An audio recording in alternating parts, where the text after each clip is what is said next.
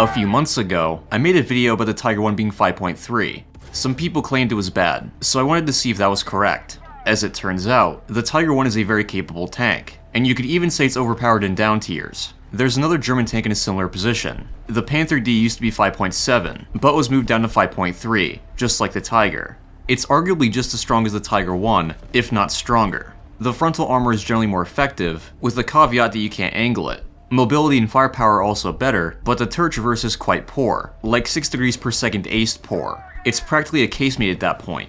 I know you guys like to watch pure gameplay, so here's a short kill montage. This is just for entertainment though, keep that in mind. I'll talk about the performance after.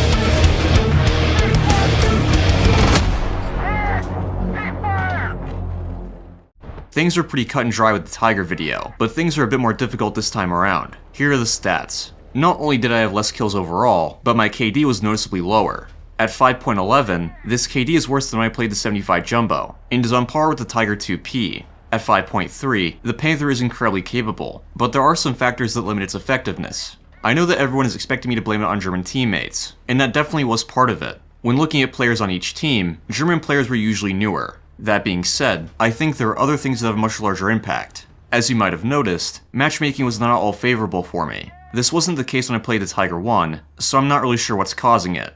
Out of a total of 26 games, 23 were full up tiers. Only 2 were full down tiers. Honestly, I didn't come across too many 6.3 tanks, so I did do pretty well regardless, but it was still pretty brutal at times. When the Panther went down to 5.3, people were, understandably, worried about it clubbing 4.3 vehicles. In the few 4.3 games I played, I can say that concern was well founded. Most vehicles simply didn't stand a chance. There was one vehicle I was scared to run into, the SC-152, but they weren't very hard to deal with either. Even in max up tiers, I didn't really have to aim all that much. I could center mass almost everything. Other 5.3 vehicles were the most common. Jumbos were a bit scary at first, but I figured them out pretty quickly. The other factor was CAS. With no exaggeration, pretty much every other death was to a bomb. At that BR, the US tech tree has a lot of very effective strike fighters, and since the players were more experienced, they had no qualms about using them. As for the final factor, the Panther D isn't a very meta tank. It's incredibly good at winning one-on-one engagements, but it lacks mobility and turret traverse, so it's not very effective overall. Due to the very slow reaction time, you have to play it very slowly and carefully. Fighting multiple tanks doesn't end well, unless they're at range. It's honestly more of a heavy than a medium. I was able to consistently get kills, and easily at that, but I couldn't really take points all that well. Is it great at killing tanks? Absolutely. Is it good at winning games? No. So to summarize, yeah, the Panther isn't a bad tank at all. It's definitely overpowered in max down tiers, but it's not the most egregious vehicle out there. It's a pretty situational tank, but it can handle itself in up tiers. Once again, I think this is a case of BR compression causing issues, which unfortunately won't be fixed anytime soon, given Gaijin's recent Q&A answer. Anyway, I hope you guys enjoyed the video, and I'll see you on the next one.